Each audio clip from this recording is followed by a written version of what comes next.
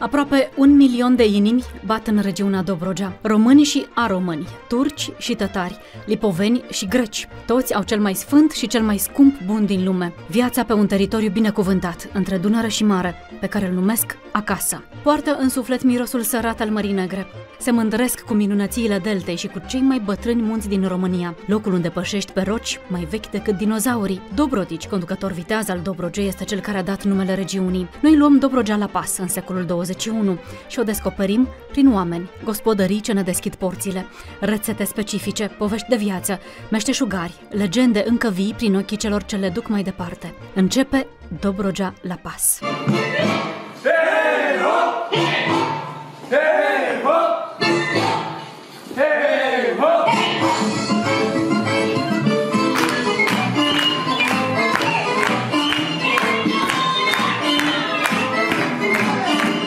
La gurile Dunării, pe scena Casei de Cultură, podelele răsună de bătăile tălpilor tinerilor dansatori încă din anul 2000. Au venit special pentru a-i filma noi. Nu era niciun spectacol decât cel ținut special pentru a arăta lumii prin acest reportaj cât de buni sunt în ceea ce fac și ce înseamnă spiritul orașului Cernavodă. Au costume pentru fiecare etnie în parte și intră în ritmurile specifice cu la fel de mult patos și poftă de cultură.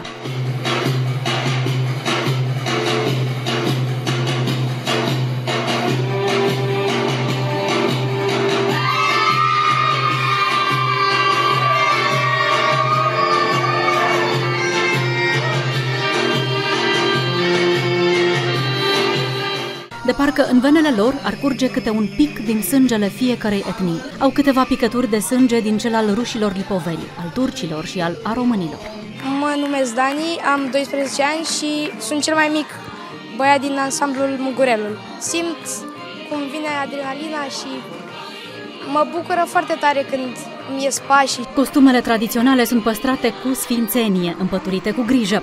Să faci parte dintr-un ansamblu folcloric înseamnă să ai program de performer. 2 antrenamente pe săptămână. Ce pui în farfurie să te lase să intri în costumele de spectacol oricând și poate mai presus de orice să respiri odată cu trupa. Toți devin unul și se înțeleg din priviri.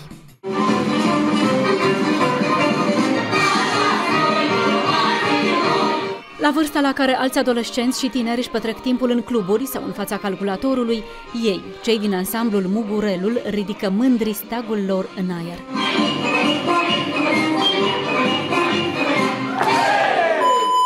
Este numele de scenă al muncilor, al pasiunii cu care vin la repetiții, al orelor în șir în care reiau fiecare pas în parte, fiecare strângere de mână în horă, fiecare figură nouă propusă de doamna. Pe scenă sunt artiști încrezători și parcă zboară. În fața camerei de filmat sunt însă timizi și modești. Care este secretul din spatele pașilor perfecți? Ne spun Florin și Marian.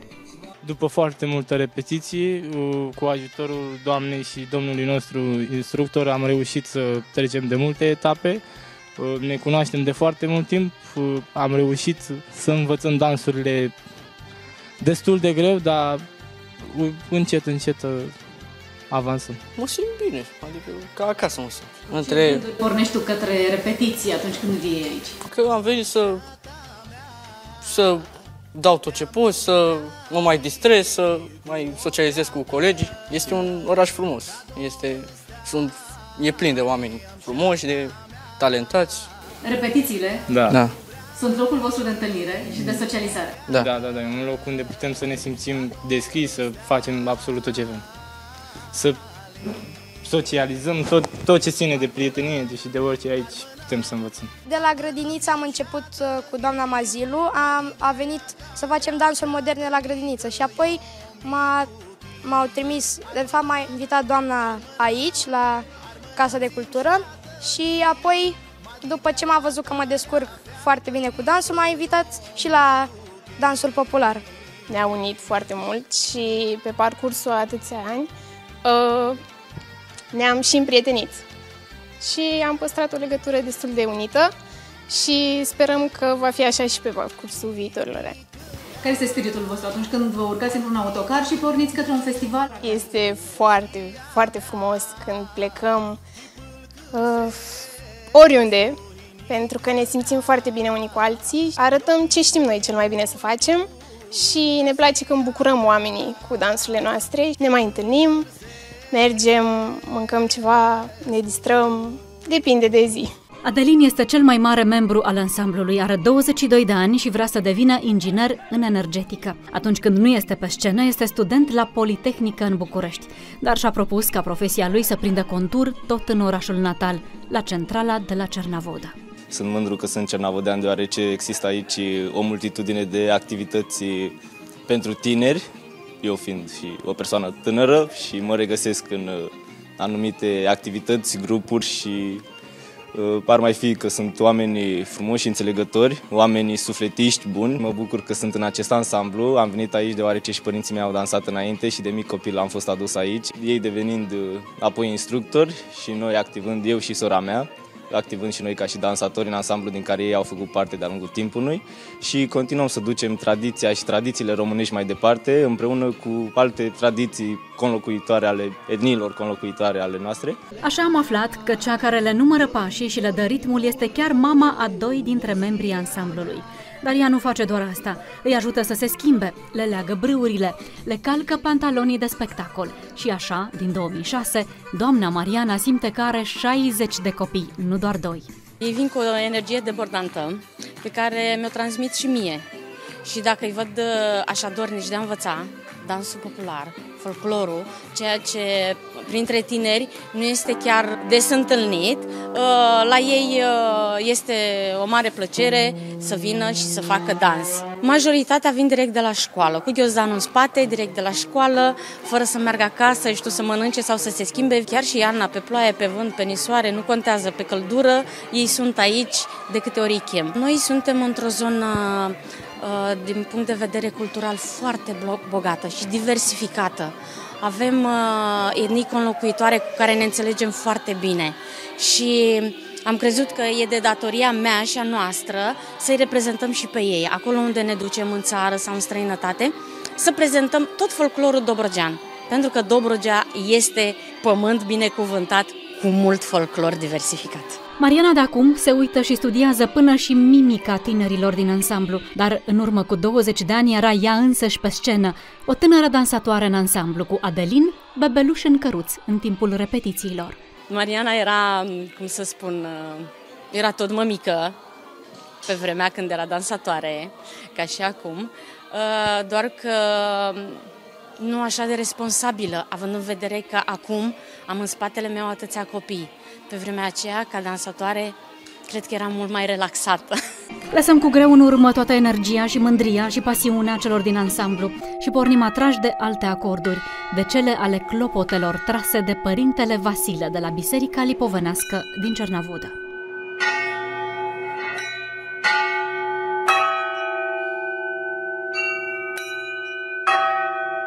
În urmă cu 13 ani și-a luat soția și fiul din casa lor din Jurilovca și a venit aici la chemarea celor 80 de familii de enoriași. Fiul păstrează tradiția de pescar pe un vas, în Olanda. Vrem preot, vrem preot, vrem preot.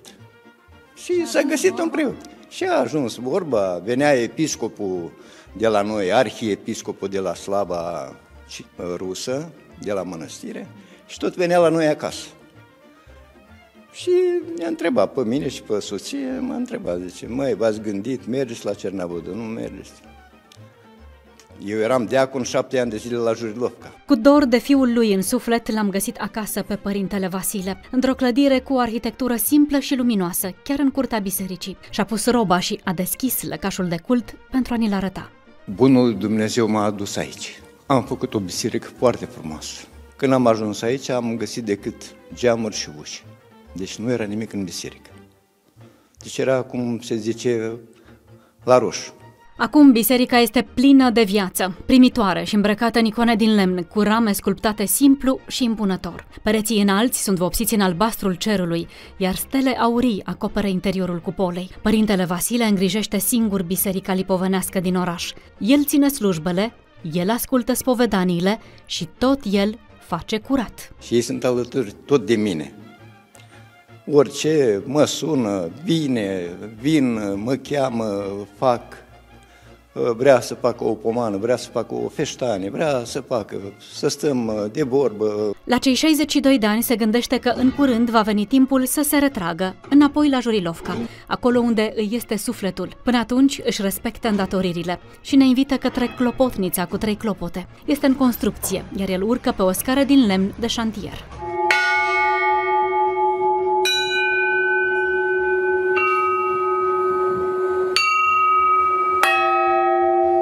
Inițial, pornisem în căutarea de simboluri ale locului, având în minte gânditorul de la Hamangia. Dar în drum spre el am întâlnit oameni care dau culoare și voce acestui oraș. Părintele Vasile ne conduce de pe prispa bisericii, iar noi mergem pe urmele gânditorului și a perechii lui acum. Cele 2 mici statuete din lut de culoare brun roșcat aparțin culturii Hamangia, cultură inspirată din Mesopotamia, din perioada Epoca Nouă a Pietrei, mileniile 4-2 înainte de Hristos, care a fost denumită astfel după vechiul sat Hamangia din comuna tulceană Istria. Statuetele au fost descoperite de fapt aici, în Cernavodă, în anul 1956. În acel an a început construcția cartierului Columbia, pe dealul Sofia. Îl avem chiar în fața noastră. Este din pământ galben, brăzdat de intemperii, dar care susține și acum un cartier cu case modeste, în care își duc viața oameni sărmani. Din acest pământ a ieșit la iveală, în 1956, un cimitir de înhumație cu 400 de morminte, iar cele 2 statui erau în morminte diferite. Cercetătorii și arheologii încă dezbat simbolistica acestor statuiete. Se pare că ele au fost simboluri funerare, femeia fiind gravidă, cultul fecundității și al fertilității simbolizându-l, sau o altă opinie îi înfățișau pe decedați, bărbat decedat și o femeie probabil însărcinată. Matematicienii au văzut că dacă statueta gânditorului ar fi răsturnată în poziție de rugăciune, fruntea lipită de pământ și coatele, unghiul format de el duce la cifra exactă a piului până la a 6-a cifră. Din 2000, gânditorul și perechea lui au fost alese printre primele 10 obiecte din lume pentru a fi puse într-o capsulă a timpului și trimise în spațiu, pentru a fi păstrate și ulterior găsite de civilizațiile viitoare. A studiat dealul Sofia și doamna Șușman, topograf în oraș, mamă a 3 fiice, bunică a 2 nepoți și artist, dintr-o pasiune lăuntrică ce te inspiră. Ne-a invitat la ea în atelier și ne-a așteptat cu un colac cald și sare, așa ca la români. Ani la rând, personalitatea gânditorului nu i-a dat pace și într-o bună zi, fără nicio pregătire în domeniu, doamna Șușman s-a apucat să-l reproducă în ceramică. Au trecut 10 ani de atunci, iar ea încă petrece ore în șir în atelier, redându-i formă și viață. Și odată cu el, renaște și ea, în fiecare zi. La ceramică m-a invitat chiar gânditorul pe care eu îl țin și este această creație a mea. L-am admirat foarte mult, l-am contemplat. Și au durat foarte mulți ani. Cred că 2-3 ani nu îmi dădea pace. Încet, încet am dedicat foarte mult timp studiului. Practic eu am studiat eu personal tehnica. Nu am făcut cursuri. Vă spun sincer că 80% cred că le-am dăruit. Le-am oferit cadou, de fapt în scopul de a promova cultura cernavodeană. Reflecție și mi-a adus foarte multă liniște. Persoanele apropiate mie știu că a contribuit foarte mult la schimbarea mea. Eu înainte de eu am fumat foarte mult și îi sunt recunoscătoare în primul rând că a gonit fumatul de la mine. M-a captivat atât de tare încât i-am acordat lui atenția și mă bucur că am făcut-o, chiar o merită. Pasiunea este cea care o face să se trezească la 5:45 în fiecare zi, pentru a avea timp să stea în atelier până la 7, ora de plecare la serviciu. Apoi serile o găsesc tot cu bucata de ceramică în mână. Munca, dorința de perfecționare și pasiunea fac mereu casă bună. Munca silnică însă a dus în acest oraș la tragedii în serie, odată cu demararea lucrărilor de construcție a odiosului canal. Planuri de a construi acest canal existau din secolul XIX.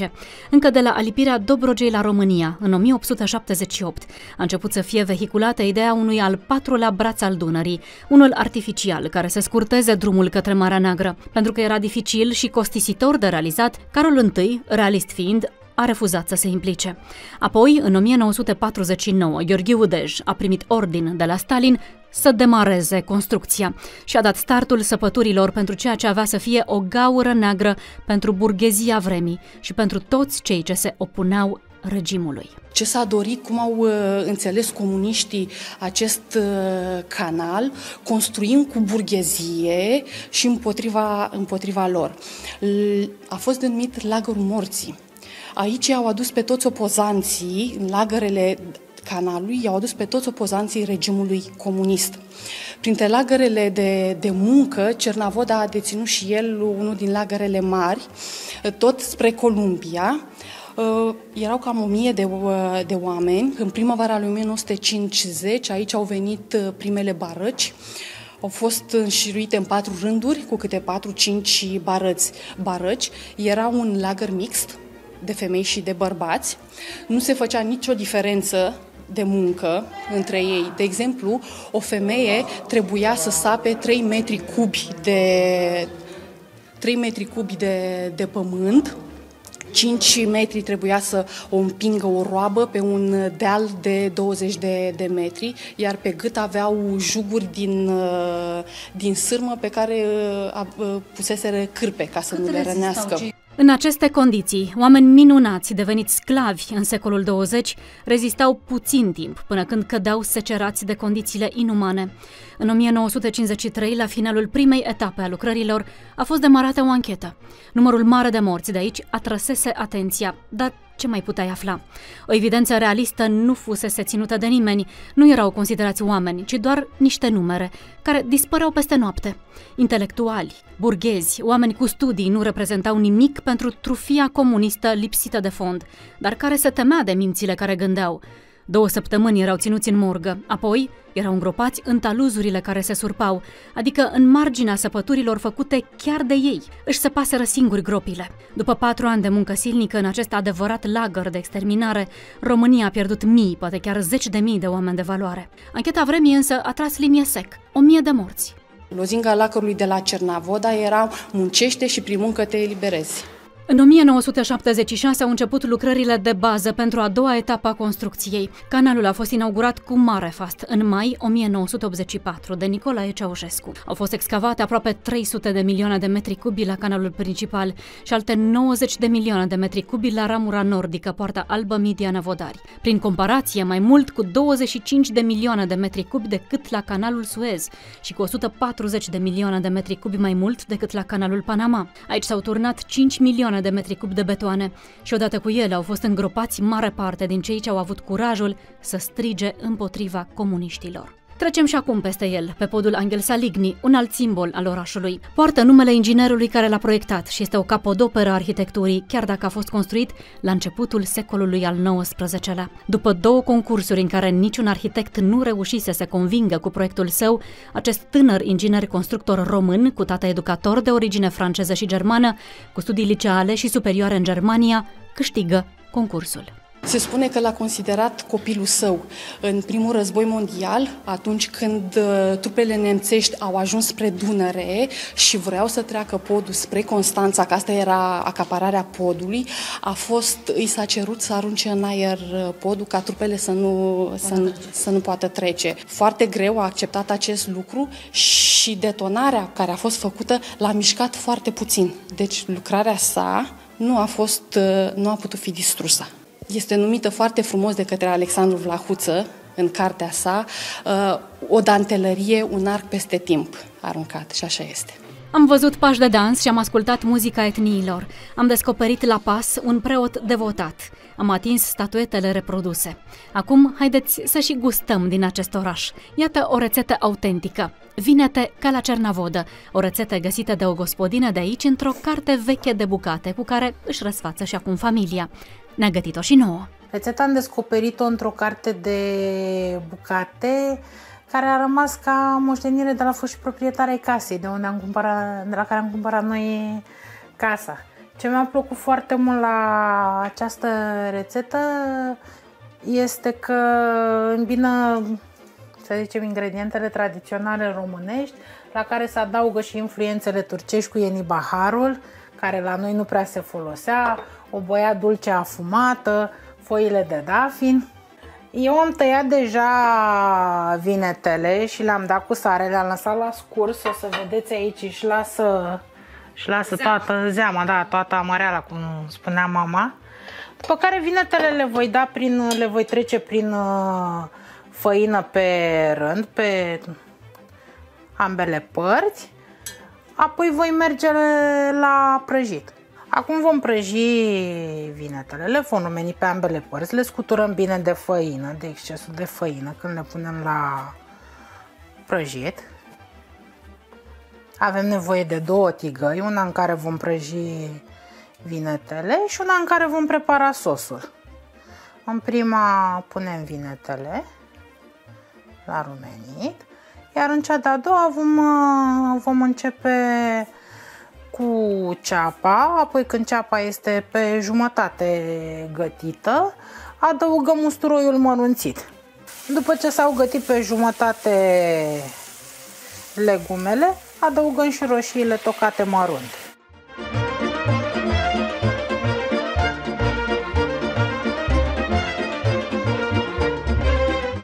Acestea sunt vinetele ca la Cernavodă. Vă dorim poftă bună!